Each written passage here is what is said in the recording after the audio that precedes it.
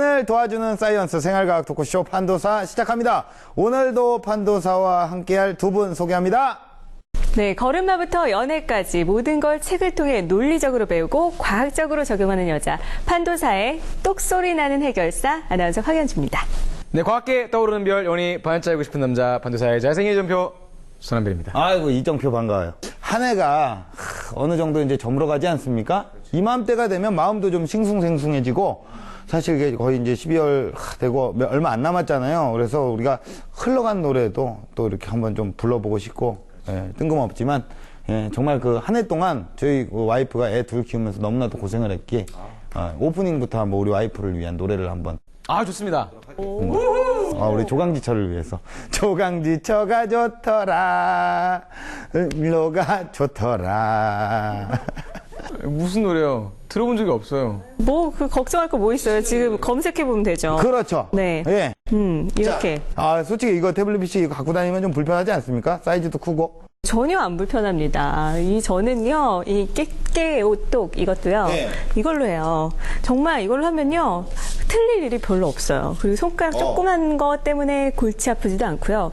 그뿐만이 아닙니다. 네. 전자책은요, 네. 이렇게 키워가면서 볼 수 있어서 너무너무 편합니다. 아무래도 또 나이가 좀 있으시니까 작은 거보단 큰 게 낫겠죠. 이제 보기도 편하고. 근데 책을 이 스마트폰으로 본다는 거 참 어렵잖아요, 사실. 네. 그렇죠. 이렇게 태블릿 PC뿐만 아니라 이 스마트폰도 기능하고 디자인이 너무나 많다 보니까 연령, 성별에 따라서 선호하는 것도 되게 다양한 것 같아요. 그래요. 오늘 주제가 바로 스마트폰입니다. 다양한 앱들이 많잖아요. 하지만 우리가 사용하지 않는 기능들이 있어요. 그래서 우리가 이 스마트폰 선택하기가 더 어렵습니다. 그래서 어떻게 하면 나에게 맞는 스마트폰을 선택할 수 있을 것인지, 또 어떻게 하면 스마트폰의 활용 방법을 제대로 파악할 수 있을 것인지 오늘 판도사에서 낱낱이 파헤쳐 보도록 하겠습니다. 스마트폰 너의 정체를 밝혀주마. 스마트폰 국내 사용자 4천만 시대. 스마트폰은 이제 명실공히 국민의 생활 필수품으로 자리 잡고 있다. 하지만 제대로 알고 사용하는 사람은 과연 얼마나 될까? 하루에도 수백 개씩 쏟아지는 다양한 앱과 복잡한 사용법 사이에서 갈팡질팡하고 있는 이용자들. 좀 더 스마트하게 활용하는 방법 없을까요? 또한 스마트폰의 장시간 사용은 우리의 건강을 위협할 뿐 아니라 각종 사회적 문제를 일으키고 있는데, 보다 건강하고 현명하게 사용하기 위한 스마트폰 사용법 지금 공개합니다. 네, 오늘 스마트폰 정말 우리 4천만 인구가 사용을 하고 있잖아요. 정말 대단합니다. 근데 우리가 스마트폰 약간 식상한 주제일 수도 있어요. 옛날에도 한번 다뤘지만. 네. 현대인의 필수품이니까 우리가 더욱더 좋은 정보 오늘 약속드리겠습니다. 네.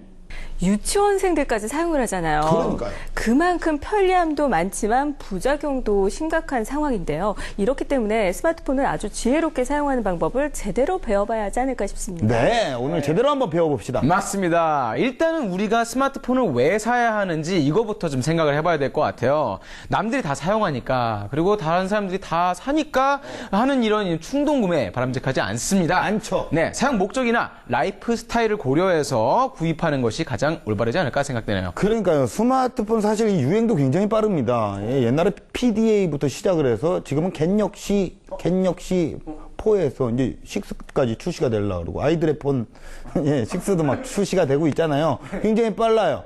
그만큼 또 광고도 굉장히 경쟁력이 있습니다. 이렇게 우리가 상술에 속지 않으려면 스마트폰 우리가 제대로 사용하려면 무엇부터 알아야 할까요? 궁금하시죠? 궁금해요. 네, 그래서 제가 꼭 알아야 할 이 정보들만 쏙쏙 제가 뽑아왔습니다. 스마트폰 어떤 걸 사야 하는지, 그리고 제대로 활용하는 방법, 그리고 재활용까지 스마트폰 고수들만 안다는 방법 지금 공개합니다. 4천만 국민의 필수품 스마트폰. 스마트폰이 우리 생활에 깊숙이 자리 잡으면서 진풍경이 연출되고 있는데요. 만원 지하철에서 신문을 여러 번 접어 힘겹게 읽는 모습은 완전히 사라지고 그 자리를 스마트폰이 대체했습니다. 또한 처음 가는 동네에서 길을 찾기 위해 두리번거리는 모습 대신 스마트폰의 지도를 통해 정확한 위치 정보를 확인하는 일이 일상이 되었습니다. 요즘 모든 사람들이 소지하고 있는 이 스마트폰! 이 스마트폰 덕분에 저희들의 삶이 점점 편리해지고 있는데요. 여러분, 이 스마트폰 제대로 사용하고 계시지 않을 겁니다. 제가 그렇거든요. 이 스마트폰을 제대로 활용하는 방법, 오늘 저와 함께 알아보시죠. 스마트폰을 제대로 알아보기 위해 찾아간 이곳. 소장님, 저희가 일반적으로 잘 모르고 있는 스마트폰 기능에 대해서 설명해 주신다고 해서 왔어요. 네, 알겠습니다. 잘 들어가시죠. 우선 각자에 맞는 스마트폰 활용 기능을 알아보기로 했는데요. 첫 번째, 학생들에게 유용한 스마트폰 앱입니다. 각 분야를 선도하는 이 시대 멘토들의 강연을 무료로 제공하는 응용 프로그램인데요. 해외 유명 인사의 강연도 한글 자막으로 안내가 되어 있어 누구나 쉽게 청강할 수 있고요. 또한 매주 새로운 강연이 업데이트된다는 점. 직장인분들 서운해하지 마세요. 직장인을 위한 스마트폰 활용 기능도 당연히 알려드립니다. 명함에 사진을 찍으면 명함의 내용이 그대로 스마트폰에 입력되어 전화번호부에 등록되는데요. 나중에 앱을 삭제하더라도 명함의 내용은 없어지지 않는다고 합니다. 쌓여가는 명함들 관리하기 힘드셨다면 이 앱을 이용해보세요. 대한민국 주부 구단 여러분들, 여기 주목! 새로운 요리를 시도하고 싶다면 이 앱을 활용해보세요. 이 앱은 원하는 요리 항목의 레시피를 자세하게 안내해줘 원하는 요리를 쉽게 만들 수 있다고 합니다. 이 시대의 어머니, 아버지들에게 활기를 불어넣어주는 스마트폰 앱도 있습니다. 바로 다양한 지압법을 알려주는 앱인데요.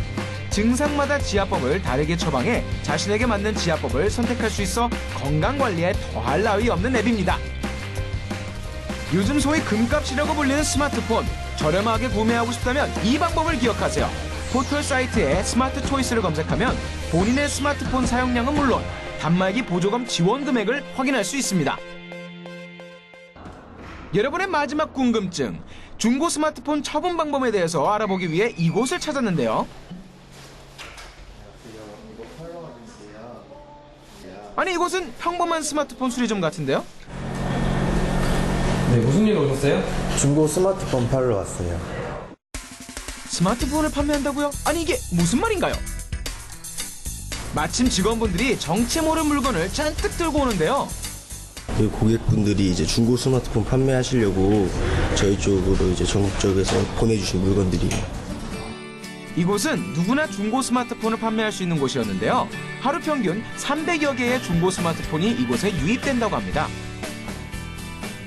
또한 이곳에서는 중고 스마트폰뿐만 아니라 파손된 액정도 판매할 수 있었는데요. 요즘에 아무래도 핸드폰들이 뭐 크기도 커지고 액정도 커지고 크기도 뭐 얇아지고 이러다 보니까 많이들 깨트리시더라고요. 그래서 요즘에 물량이 많이 늘어나고 있습니다. 보통 평균가는 한 7만 원 정도 되시고요. 뭐 최저가는 뭐 5만 원에서 뭐 최고가는 13만 원까지 하고 있습니다. 파손된 액정도 다시 보자. 예기치 못한 사고로 스마트폰의 액정이 파손됐을 땐 버리지 말고 판매하세요.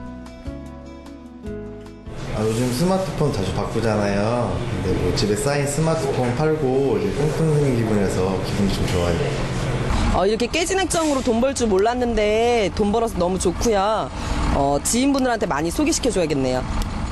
처분해서 가뿐하고 돈 벌어서 기분 좋은 일석이조 중고 스마트폰 처리 방법 잊지 마세요. 하나부터 열까지 쓰임새가 있는 이 스마트폰, 이 방대한 활용법 정말 놀라운데요. 하지만 여기가 끝이 아닙니다. 이 스마트폰이 우리의 신변까지 지켜준다고 하네요. 알아보시죠. 술자리가 잦아지는 연말에는 음주운전 적발 횟수 또한 증가하는데요.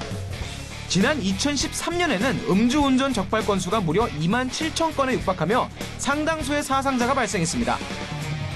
음주운전은 자신의 생명은 물론 타인의 생명까지 위협하는 절대로 해서 안 되는 행위인데요. 그래서 자체 음주 측정을 통해 음주운전을 단절하게 하는 스마트폰 음주 측정기 개발 업체를 찾았습니다.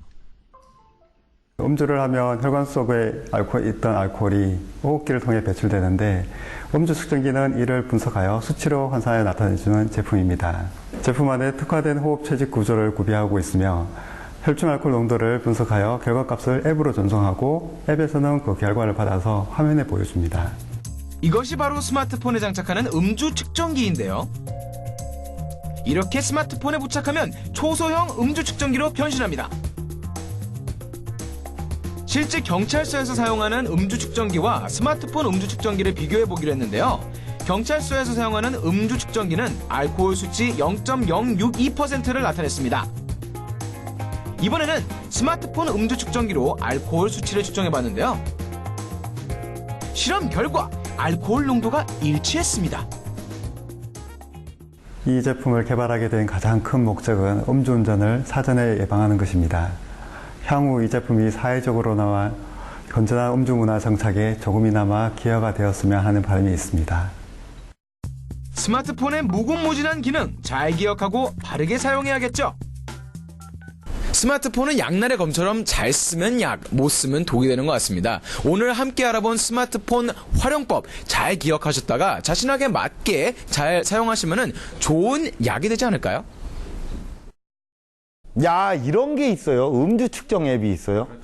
야, 이거 뭐 연말 술자리가 굉장히 많아질 텐데 아주 좋은 정보인데 이런 것 좀 알려드려도 되나 싶을 정도로 좀 그러네요. 맞습니다. 이 음주 측정할 때마다 사실 말이 많이 나오잖아요. 한 잔밖에 안 마셨는데 왜 이 면허 취소냐, 왜 뭐 벌금이냐. 이럴 때 사실 스마트폰에 이런 기능이 있으면은 운전대를 잡을 일이 없을 것 같아요. 술 먹고.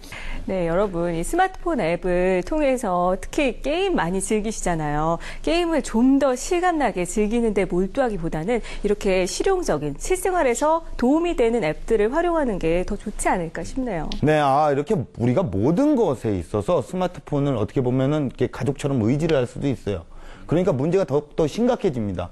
그리고 게임 중독에 의한 폭력성도 이게 무시 못 하거든요. 하지만 구더기가 무서워서 장을 안 담글 수는 없겠죠. 어떻게 좋은 것들만 쏙쏙 뽑아서 뭐 사용할 수 있는 방법 없을까요? 있습니다. 이 스마트폰 사실 우리가 사용하면서 해보다는 득이 더 된다는 사실 여러분 모두가 인정을 하실 텐데요. 그래서 제가 스마트폰을 안전하게 사용하는 방법을 좀 살펴봤습니다. 이 스마트폰 중독에서부터 이 스마트폰의 위험 요소까지 피하는 비법을 지금 바로 공개해드립니다. 스마트폰 보급률이 증가하면서 언제 어디서나 스마트폰을 통해 정보를 얻고 공유할 수 있게 됐지만 긍정적인 측면 이면에는 부정적인 면도 함께 커나가고 있는데요. 개인의 건강과 사회적인 문제를 일으키는 스마트폰. 보다 안전하게 사용하는 방법을 알아봅니다. 하루에도 몇 시간씩 손에서 떠나지 않는 스마트폰. 어떨 땐 스마트폰이 없으면 불안한 마음까지 드는데요. 이거 스마트폰 중독 아니냐고요? 전문가와 함께 진단해 보겠습니다. 안녕하세요. 안녕하세요. 제가 스마트폰을 워낙 많이 사용을 해서 네. 이게 괜찮은 건지 너무 걱정이 돼서 점검을 좀 해볼 수 있을까 싶어서 왔거든요. 자, 요즘에 스마트폰 많이 사용하셔서 걱정하시는 분들이 많거든요. 점검 한번 해보겠습니다. 스마트폰 중독에서 벗어나는 첫 번째 단계는 바로 스스로 중독에 대한 문제가 있다는 것을 인지하는 건데요. 예, 간단한 체크, 자가 체크 문항이 있으니까요. 한번 같이 해보겠습니다. 네. 나도 모르게 중독에 빠지게 된 것은 아닌지 자가 진단 테스트지를 통해 확인해 봤습니다. 일단 하루에 2시간 이상 스마트폰을 사용한다. 저 같은 경우는 뭐 틈틈이 사용을 하는 편이라 몇 시간인지는 재보질 않아서 정확히 몇 시간인지는 모르겠네요. 그렇다면 2시간 이상은 사용하시는 거네요. 네, 그런 것 같네요. 화장실을 갈 때도 스마트폰을 가지고 간다. 네, 저는 가져가는 편이에요. 그럼 가지고 가시면 뭘 하시죠? 뭐 전화가 올 수도 있고 문자가 올 수도 있으니까. 아무 일도 없는데 일단은 가지고 가시는 네. 거군요. 화장실 가실 때 휴지 가져가시는 것처럼 자연스럽게 화장실에 가실 때 스마트폰을 가지고 가시는 거죠. 식사하시다가 스마트폰이 울리면, 그쵸? 알림 같은 게 울리면 바로 확인을 하시나요? 저는 밥이 더 중요하기 때문에 그러세요? 즉시 확인하진 않습니다. 그리고 네 번째, 스마트폰을 보물 1호라고 생각한다. 아니요. 뭐 스마트폰은 그냥 제가 이용하는 어떤 기기지 보물은 아닌 것 같습니다. 자, 5번째, 스마트폰을 활용해서 쇼핑을 2회 이상 한 적이 있다, 없다. 2회보다 뭐 10회 이상은 엄청 많이 한 것 같은데요. 그렇죠. 스마트폰을 활용해서 쇼핑하면 막 쿠폰 같은 것도 주고 이벤트를 많이 하니까 계속 활용을 하게 되는 거지요. 여러분은 5개 문항 중 몇 개에 해당되시나요? 그렇죠. 3개 체크를 하셨네요. 하나에서 3개는요, 양호하신 겁니다. 양호. 다행이다. 심각한 수준은 아니군요. 그럼요. 4개부터 4개는 위험이죠. 그리고 5개 만점자들은 아시죠? 스마트폰 중독으로 분류를 합니다. 스마트폰 보급으로 인한 가장 큰 사회 문제는 바로 스마트폰 중독입니다. 특히 자제력이 약한 청소년들이 스마트폰 중독에 무방비로 노출돼 있어 우려를 낳고 있는데요. 그렇다고 스마트폰 사용 시간을 억지로 제한하는 것은 더 큰 부작용을 낳을 수 있습니다. 처음에 우울하고 초조하고 또 불안하실 수도 있고요. 금단 현상이 일어나기도 합니다. 그리고 충동 조절 장애가 나오죠. 그리고 사회생활은 부정하시게 되고요. 결과적으로는 정신질환에 이르기까지 심각해지는 경우가 있습니다. 스마트폰 중독 예방 어플이 있습니다. 스마트폰 사용 시간을 스스로 조절하기 힘들 땐 앱의 도움을 받아보세요. 사용 시간과 앱 사용 횟수를 제공해 사용자 스스로 과다 사용을 자제할 수 있도록 도와줍니다. 스마트폰 중독 예방은 억지로 사용을 끊는 것보다 습관을 들이는 것이 중요한데요. 일정 시간 나만의 규칙을 정한 뒤 스마트폰을 엎어놓는 습관을 들이는 건 어떨까요? 혹시 화장실 갈 때도 스마트폰을 손에 들고 계신가요? 근데 나 지금 화장실 왔거든? 이따 통화하자. 끊어. 화장실에서는 스마트폰 사용을 잠시 멈춰도 좋습니다. 가족들이 함께 도와주세요. 다 같이 대화를 나누거나 식사를 할 때 스마트폰을 함께 엎어두면 자연스럽게 스마트폰 사용을 줄일 수 있습니다.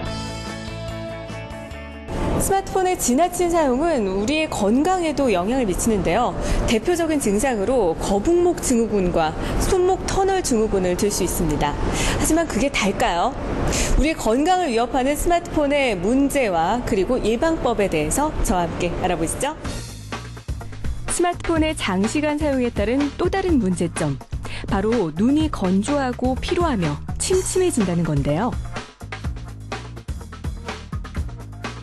특히 어두운 곳에서 스마트폰을 계속 응시했을 때 우리 눈은 치명적인 손상을 입을 수 있습니다. LED, TV, 스마트폰, 첨단 이런 발광물체들이 사용이 되는데 그 발광물체 자체가 이 블루라이트를 생성하는 특성을 가지고 있습니다.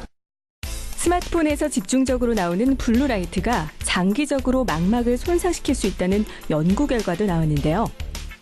스마트폰은 어떤 집중을 요하거나 글씨가 작기 때문에 또는 화면이 작기 때문에 그걸 집중적으로 보는 특성이 있거든요. 그래서 정상적인 사람이라도 스마트폰을 하면 눈 표면이 깎이면 일단 시력이 0.1까지도 떨어질 수 있어요. 세균이나 이런 외부에서 어떤 균이나 공격으로부터 취약해지거든요. 그러면 그때는 감염이 오면 이론적으로는 실명까지도 가능하겠죠. 하루에도 수십 번씩 사용하는 스마트폰에 존재하는 유해 세균이 화장실 변기의 세균보다 많다면 믿으시겠습니까? 피부에 맞닿는 스마트폰, 가득한 세균을 방치한 채로 스마트폰을 사용했을 때 우리의 피부는 과연 안전할까요? 스마트폰이 피부에 일으킬 수 있는 문제는 크게 두 가지로 볼 수 있는데, 한 가지는 이제 여드름, 또 한 가지는 접촉성 피부염. 이렇게 두 가지가 이제 가장 흔하게 문제를 일으킬 수 있다고 볼 수 있습니다. 접촉성 피부염의 경우에는 흔히 알레르기를 일으킬 수 있는 물질인 니켈 성분이 휴대폰의 표면에 나올 수 있어서 니켈에 의한 알레르기성 접촉 피부염을 일으킨다는 보고들이 많이 나와 있습니다. 소중한 피부를 위해 스마트폰 액정 클리너나 소독용 에탄올을 이용해 수시로 스마트폰을 닦아주세요. 또한 스마트폰이 최대한 피부에 닿지 않도록 이어폰이나 핸즈프리 사용을 습관화하고 눈 건강을 위한 팁도 잊지 마세요.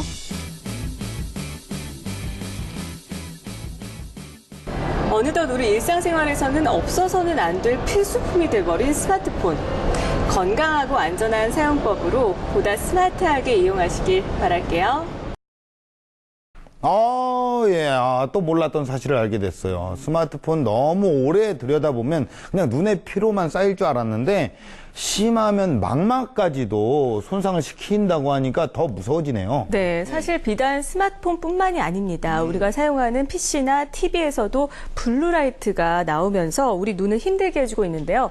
이를 방지할 수 있는 방법 또한 스마트폰 안에 들어있는 겁니다. 아, 그래요? 저 알 것 같아요. 네. 스마트폰을 딱 들고 엎어놓기. 에이, 뭡니까 그게? 네, 제가 좀 과학적인 방법을 알려드리겠습니다. 예. 정답은요. 올빼미 앱입니다. 그런 게 있어요? 눈 건강에 나쁜 영향을 미치는 블루라이트를 효과적으로 차단을 해서요. 눈의 피로를 덜어주는 시력 보호 애플리케이션입니다. 그러면은 이제 이열치열 그런 느낌이네요. 스마트폰의 피해를 스마트폰으로 막는다. 이게 어떻게 가능한 거죠? 네, 이 필터를 제공해서 화면을 어둡게 하지 않아도 편안하게 볼 수 있는 것이 특징인데요. 특히 밤에는 어둠을 감지해서 블루라이트 차단 기능이 자동으로 실행돼서 더욱 편리합니다. 야, 대단합니다. 정말 까면 깔수록 정말 새롭게 알게 되는 그 스마트폰. 어떻게 하면 우리가 제대로 사용할 수 있는지 알아야 할 것도 배워야 할 것도 너무나도 많은데요. 첨단 과학의 산물인 스마트폰을 제대로 즐기고 또 유해한 부분을 미리미리 차단하는 기술까지 오늘 차곡차곡 제대로 낱낱이 알아보도록 하겠습니다.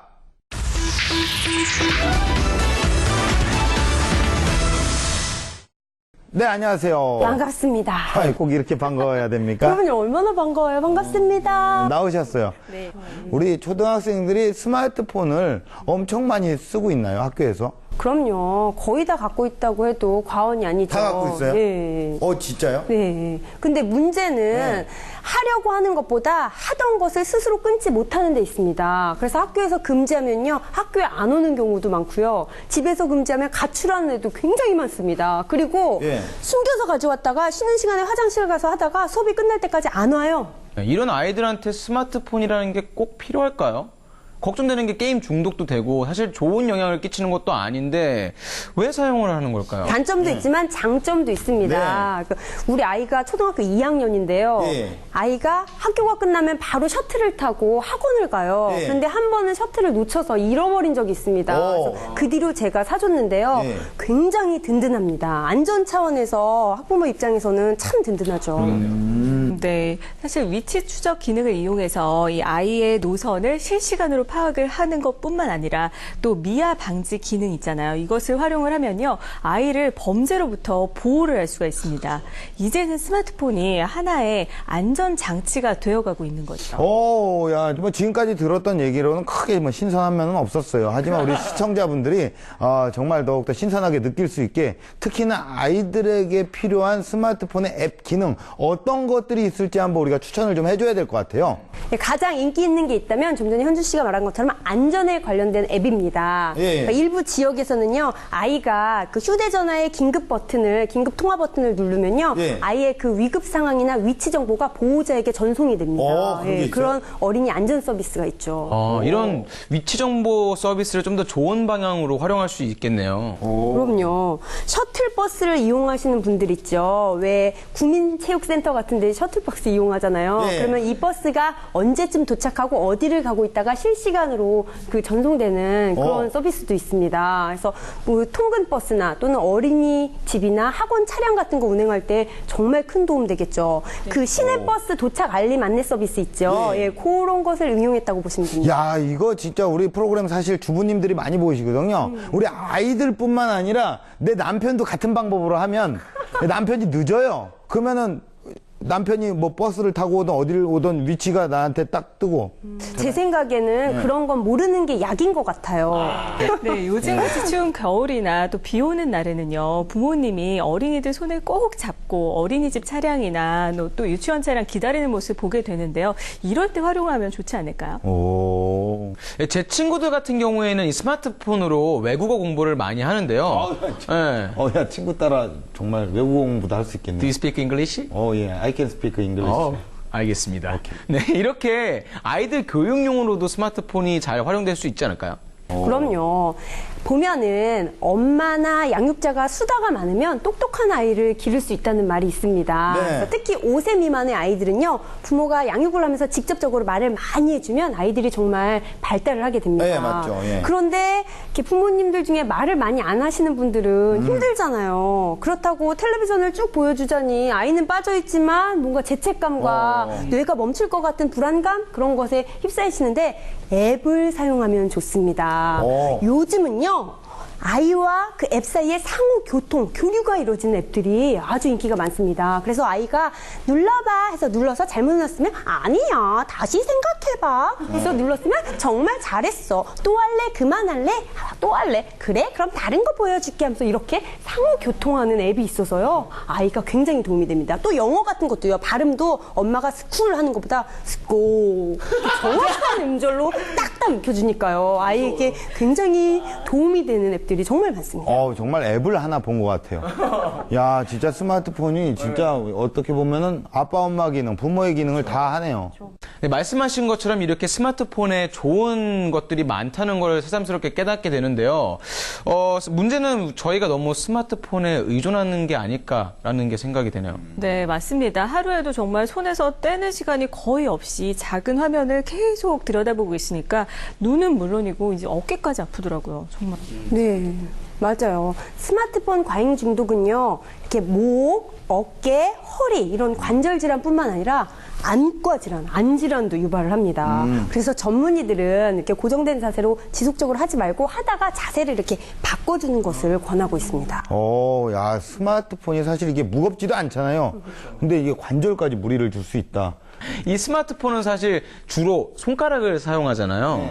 저 같은 경우에 이 깨톡을 많이 하는데 깨톡하다가 손가락이 쥐날 때가 좀 있어요. 너무 많이 해서. 맞죠. 손가락을 이렇게 사용하면 손가락 관절뿐만 아니라 요 손목의 인대와 근육까지도 이렇게 악영향을 주기 때문인데요. 예. 그렇기 때문에 장시간 오래 사용하면은 아주 안 좋습니다. 네, 결국 스마트폰 사용 시간을 최대한 줄여주고 그리고 같은 자세로 있는 걸 최대한 안 하도록 노력을 해야겠네요. 네, 그리고 또 두 손으로 이용해서 사용하시고 눈높이에 맞춰서 놓고 하신 다음에 이어폰 있죠. 이것을 생활화하는 방법도 추천드립니다. 네, 이게 사실 이게 별거 아니라고 생각할 수 있겠지만 우리가 조금씩 실천을 하면 더욱더 건강을 또 찾을 수 있는 방법 아니겠습니까? 우리가 또 실천을 하고 노력을 해야 될 것 같습니다. 이렇게 스마트폰이 현대인의 필수품이 되면서 신조어들도 생기고 있습니다. 그중 대표적인 것이요, 모티켓인데요. 예, 모바일 세상에 사는 사람들이 서로 간에 지켜야 할 기본 예절을 뜻합니다. 즉, 현대사회의 모든 커뮤니케이션 수단을 사용하는 기본 에티켓이다, 이렇게 볼 수가 있는데요. 규범보다는 모바일 세상에서 누려야 할 자유와 여유를 찾는 행동으로 모티켓 문화를 만들어 가기를 기대해 봅니다.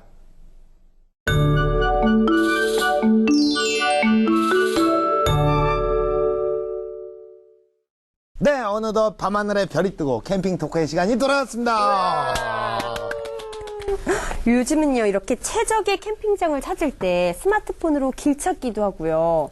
또 물건도 사고, 또 물건 사용법도 다 익히잖아요. 스마트폰 하나면 다 되는 거예요. 그러니까요. 맞습니다. 이 스마트폰, 휴대전화 없었을 때는 어떻게 살았나 싶어요, 진짜. 진짜 어떻게 살았을까? 네, 정말 생각해보면요, 그 초창기의 휴대전화, 정말로 너무너무 크기가 엄청났잖아요. 그래서 집에서 그 무선전화 하던 그 크기 아니었나요? 그렇죠. 생각나세요? 그 당시만 하더라도 사실 그 전화가 크면 클수록 더 좋았던 거고요. 그렇죠. 예, 그 당시에는 이제 휴대폰을 소지하고 계시는 분들이 많지 않았기 때문에 당시에 굉장히 부의 상징이었어요. 우리가 지하철이나 버스를 탈 때도 사실 그때만 하더라도 요런 음악이 나오면 요런 음악. 이러면 야, 저 사람 정말 대단하다. 그런 좀 있네. 그런 느낌이죠. 그렇죠. 예, 준비했습니다, 요거. 준비했어요. 좋습니다. 예. 생각이 딱 떠오르네요. 네. 이 스마트폰 이전에 저희가 휴대전화라고 불렀었잖아요. 그렇죠. 이 휴대전화의 역사 언제부터 시작되었는지 참 궁금합니다. 지금으로부터요, 40여 년 전에 1973년 4월 3일 첫 휴대전화가 미국에서 탄생했습니다. 친구네, 친구. 아닙니다. 훨씬 어립니다, 제가. 네. 그런데 이 휴대전화기는요, 이게 한 뼘 길이 정도로 크고 무게도 1kg 정도나 나갔습니다. 예. 이것은 그 지금의 휴대전화를 발명해 인류 역사의 새로운 획을 그은 모토로라의 마틴 쿠퍼 연구원이 만들었는데요. 네. 제 처음이다 보니까 무겁고 크다는 그런 단점이 있었죠. 그래요. 뭐 초창기의 휴대전화라고 하면 정말 군용의 무전기 못지않게 무거웠군요. 그렇죠? 예. 그래서 연구를 거듭해서 이제 시장에 내놓을 정도의 크기로 만드는데 10년이 더 걸렸습니다. 뭐. 네, 그래서 1983년 3월 6일 마침내 판매가 시작됐고요. 네네. 그렇게 작은 휴대전화 시장이 열리게 된 거죠. 네. 저는요, 가격이 궁금합니다. 이 휴대전화 처음 나왔을 때 가격 진짜 어마어마하지 않았습니까? 네, 진정한 휴대전화라고 하기는 그렇지만 네. 가격이 얼마였는지 아세요? 1,000만 원입니다. 아유야. 더 신기한 거는요, 10시간 충전에 35분 사용. 이게 뭐야? 엉망이네요. 그러니까 처음이다 보니까. 돈 아깝네요. 네, 그래서 손에 일반인이 들고 다니길 정도의 그 휴대전화는요, 한 모도라라는 회사에서 출시가 됐어요. 아, 거기요? 네. 모도로. 왜? 그래서 가격이 얼마였는지 아세요? 얼마였을까요? 무려 240만 원에 판매가 됐습니다. 안 팔렸겠네요. 안 팔렸죠? 무게가 또 무거웠어요. 771g. 굉장히 좀 무겁죠, 들고 다니기에는. 300g 줄어든 거네요. 네, 어우, 정확하네요. 하지만 집어 던져도 부셔지지가 않고 또 방수 진짜? 처리가 돼서 그때는 획기적인 거죠. 물에 빠져도 작동이 됐기 때문에 예, 인기가 근데 뭐 거의 무게가 1kg에 가까운 수준이었으니까 거의 뭐 무기 수준 아닌가요, 이거를? 그렇죠. 옛날에 뭐 사건들도 좀 있었잖아요. 그러니까 뭐 술 취해갖고 이렇게 전화하다가 승질 나갖고 시비 붙어서 헐. 때리고 벽돌. 뭐 그런 사건이 있었어요. 에이, 240만 원짜리를 그렇게 한다고요? 아니 그런 사건이 있었다고 나도 작가님한테 들었어요. 그래서 손에 들고 다니는 흉기다. 뭐 이렇게 했는데 아니 그 같이 방송하는 사람끼리 그러지 맙시다. 240만 원 비싸서. 비싸지, 그렇지. 아 말도 안 돼요. 이게 너무 비싸네. 충전도 35분밖에 안 하고 섭섭하네요. 섭섭해. 그런데 획기적인 거죠, 아주. 그렇죠. 그 당시엔 그랬죠. 네. 네, 사실 시작은 미국이었지만 이제 우리나라 휴대전화 세계적으로 엄청난 인기를 끌고 있지 않습니까? 그렇죠. 시작은 미국하였으나 끝은 창대 한민국하리라. 아, 끝이 좀 아쉽네요. 아, 그래요? 좋았는데. 만족스러워요. 아, 애드립이 한계가 느끼네. 네, 네, 이런 지금 엄청난 인기를 얻고 있는 우리나라의 휴대전화 언제부터 시작한 건가요? 언제 나온 거예요? 네, 우리나라는요, 1987년도에 휴대전화 시장에 뛰어들었습니다. 그 다음 년대 올림픽에 뛰어들고 정말 대단한 대한민국이네요. 네, 그래서 일본에서 기술을 S전자가 가져왔어요. 네, 그 다음에 1989년 5월에 첫 모델을 출시했는데요. 그 가격이 일본에서는 300여만 원에 해당했잖아요. 네네네. 근데 이 S전자에서는 3분의 2 가격인 180만 원의 모델을 냈습니다. 비싸다. 네, 그래도 180만 원까지 내려왔으니까 적은 금액은 아니지만 인기가 굉장히 많았겠네요. 그런데 안타깝게도 큰 인기를 얻지를 못했어요. 문제는 불량률, 고장이 나고 불량 제품이 무려 11.8%, 10개 중에 1개 이상이 이렇게 고장이 자주 나서요. 예, 문제가 됐습니다. 그래서 불량품으로 회수된 15만 대의 휴대전화를요, 구미 공장 운동장에 모아놓고 다 그 해머로 내리치고 불 지르고 한 뒤에야 품질이 좋아졌다고 합니다. 역시 뭐 그래. 정말 실패는 성공의 어머니라 그랬잖아요. 딱 그런 걸 보니까 어떤 그러한 시련들이 있었기에 지금의 S전자가 탄생하지 않았나. 뭐 모도라나 노키아 뭐 이런 데 있잖아요. 이런 데를 다 제치고 현재 사과라는 그 미국의 대단한 그룹과 양대 산맥을 이룰 수 있었던 거는 분명히 이러한 시련들이 있었기 때문에 가능하다라는 또 교훈을 얻을 수가 있겠네요. 네. 하지만 이 휴대전화가 단순히 통화의 기능을 넘어서 또 다양한 기능을 활용할 수 있는 지능형으로 변화되면서 앞으로 해결해야 될 문제도 되게 많을 것 같습니다. 네, 맞습니다. 특히 배터리에 관한 문제들이 많이 나오고 있는데요. 배터리 폭발 사고가 발생을 해서 이게 정말 위험하더라고요. 배터리가 폭발을 해요? 네. 아니 휴대전화에 배터리가 폭발을 한다고? 전화하다가 뻥! 이런 사건이 있었어요, 진짜로. 그 뭐 국민 연료가 들어있나? 근데 실제로 예, 이런 뭔 사례가 소리야? 예, 그래요, 진짜 예. 이게 뭐 가능한 일입니까? 예, 이런 사례가 종종 실제로 발생하고 있습니다. 관련 뉴스 한번 보실래요? 뉴스 보여주나요? 홍콩에서 스마트폰이 충전하는 중에 폭발하면서 화재가 발생했다는 주장이 제기됐습니다. 홍콩 일간 태양보는 지난 25일 두모 씨가 충전하던 중 갑자기 전화기가 폭발하면서 두모 씨 집에 불이 시작됐다며 그거죠. 정말 무섭죠. 네네네. 근데 문제는요, 이렇다 할 원인을 찾을 수 없다는 거예요. 소비자 입장에서는 배터리가 갑자기 폭발을 해버렸으니까 제대로 된 원인을 찾아줘라, 이런 입장이고, 그리고 이 업체 측에서는 배터리가 외부에 충격 없이 저절로 발화하지는 않는다, 이런 입장이라서 제대로 정리가 안 되고 있습니다. 네, 정말 배터리 문제 많은 것 같습니다. 사실 이 휴대전화 배터리 관련된 속설이 좀 많은 것 같아요. 그래요, 뭐 속설 많죠. 예, 사랑으로 채워져야죠. 배터리가. 사랑의 배터리가 다 됐나 봐요, 배터리. 예. 참, 저 같은 경우에도 이 배터리가 너무 빨리 소모돼서 그게 굉장히 귀찮더라고요. 매일매일 체크해야 되고 순간 쑥 달아있고 이러니까 그래서 이 배터리 오래 사용하는 방법들이 은근히 많이 나오고 있어요. 그래요. 제가 아는 방법 중에 하나는 방전이 다 되고 나서 충전을 하면 배터리의 수명이 좀 더 길어지지 않나요? 맞아요. 그런데 그렇다고 방전될 때까지 기다렸다가 충전을 하면 그 시간도 길고요. 그러기가 쉽지가 않잖아요. 그렇죠. 쉽지가 않죠. 네. 그래서 배터리 수명을 늘리는 방법 알아볼까요? 볼까요? 대부분 이제 하나만 가지고 쓰시는 분들이 많이 계신데요. 그거보다는 보조 배터리랑 같이 교환해 가면서 쓰시면 좋고요. 요즘 이제 리튬 이온 배터리라서 이게 거의 0% 소진될 때까지 하시게 되면요. 배터리 수명이 더 빨리 닳게 돼요, 보면. 그래서 한 10%에서 15% 정도 남았을 때 충전을 해주시는 게 좋아요. 배경화면을 블랙으로 바꿔가지고 쓰시게 되면요. 최소한 한 20% 정도. 네. 배터리 어떤 소모되는 거를 방지하실 수가 있어요, 보면. 또 하나 이제 스마트폰 어플들이 많이 있습니다, 보면. 배터리를 절약할 수 있는 어플들이 많이 있는데요. 본인이 몇 개 좀 직접 설치해서 해보시면 본인한테 맞는 그런 어플들이 있으니까 그거를 좀 이용을 하시면 도움이 좀 많이 될 것 같습니다, 보면. 야, 어떻게 보면 주유랑 좀 비슷하다고 보면 되네요. 네. 예, 완충을 하는 것보다는 기름이 우리가 어느 정도 너무 만렙으로 딱 채우는 것보다 그죠?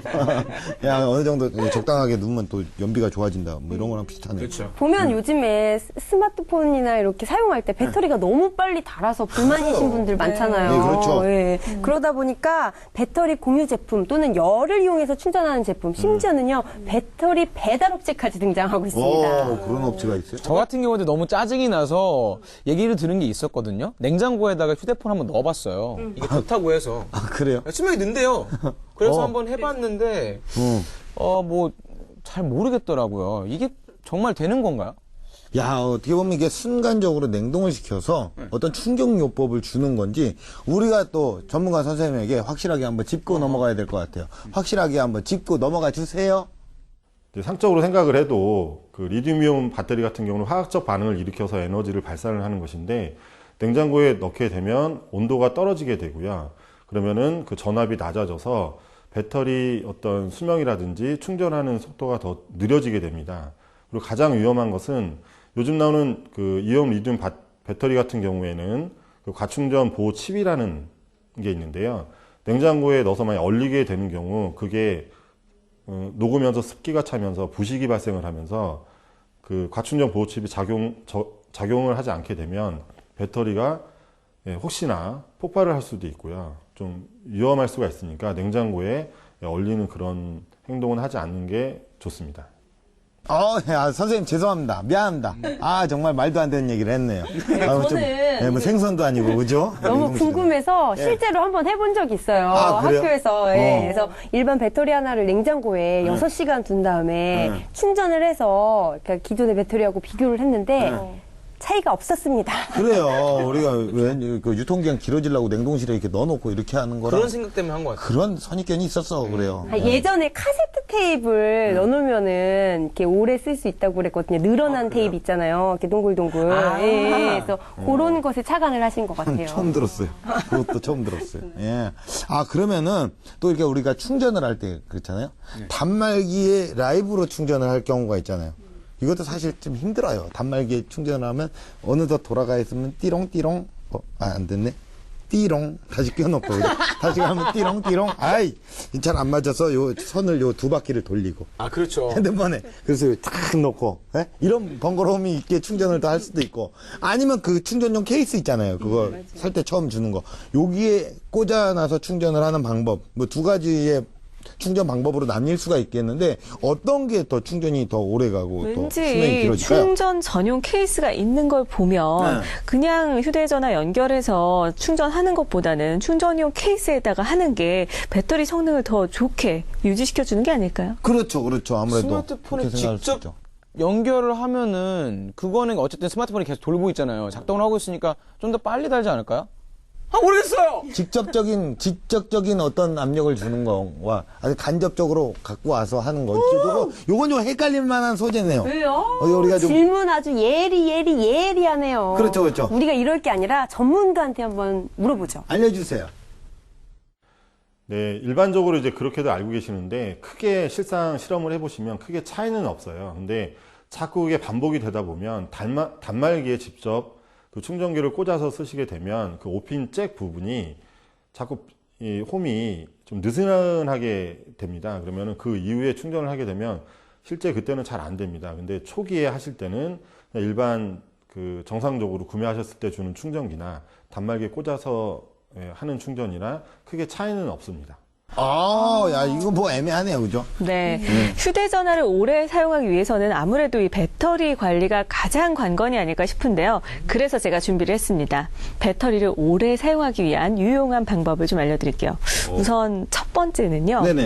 이 안 쓰는 데이터나 기능은 삭제나 해제를 해주시는 게 좋습니다. 그건 다 누구나 알고 있잖아요. 알고 있어도 안 하고 있는 경우가 참 많아요. 그냥 그거 정리하는 앱도 있어요. 최적화시켜서. 네.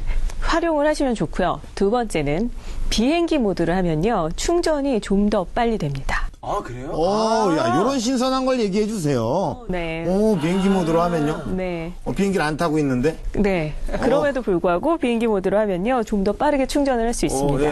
그리고 세 번째, 이건 여러분이 좀 많이 아실 텐데도 그래도 밝게 하려고 하시는 분들이 있는데 이 밝기를 좀 낮춰주면 배터리 소모가 빨리 되지 않습니다. 좀 어둡게 하는 거예요? 네. 그건 뭐 누구나 다 알고 있는 거네요. 어쨌든 비행기 모드가 제일 신선했네요. 여기에 주의사항을 더 알려드리자면요. 리튬이온 배터리 있죠. 그런 걸 사용할 때는 온도나 충격에 주의를 해야 됩니다. 특히요. 네. 잘 모르시나 보죠? 잘 몰라요. 뭐 어떻게 제가 평가할 수 있는 리튬이온 좀. 사우나나 찜질방 있죠. 이런 곳은 덥잖아요. 이렇게 70도 이상 온도에 장시간 노출이 될 경우에는 폭발 사고가 일어날 수 있습니다. 함부로 갖고 들어가면 안 되는 거죠. 그렇죠. 근데 그걸 뗄 수가 없어서 꼭 이렇게 안쪽에 들고 가시는 분들이 있는데 위험합니다. 그 사람은 정말 중독이네요. 그리고 또 방전이 됐을 때요. 차가운 온도에 노출을 시키면 10에서 15초 정도 사용할 수 있다고 해요. 그러니까 급할 때 한번 사용해 보시기 바랍니다. 그래요. 요거 마지막에 좋은 정보였습니다. 10초는 아쉽다. 10초. 자, 이렇게 오늘 우리가 스마트폰에 대해서 좀 알아봤는데 스마트폰은요, 우리 생활의 편리함으로 자리하는 저마다의 손안에 펼쳐지는 작은 세상이다. 뭐 이렇게 표현을 하고 싶네요. 그래서 사람과 소통을 하기보다도 스마트폰과 우리가 더 친밀한 경우가 많은데 이제는 내 손안에 있는 그런 세상, 스마트폰에서 소통의 기술을 익혀서 인간 세상을 더욱더 따뜻하게 적용해가는 지혜가 필요해 보입니다. 결국에 스마트폰의 장점은 살리고 단점은 줄이는 것 또한 우리들의 몫이라는 거 여러분들 꼭 기억하시기 바라겠습니다. 판도사 마치겠습니다. 고맙습니다.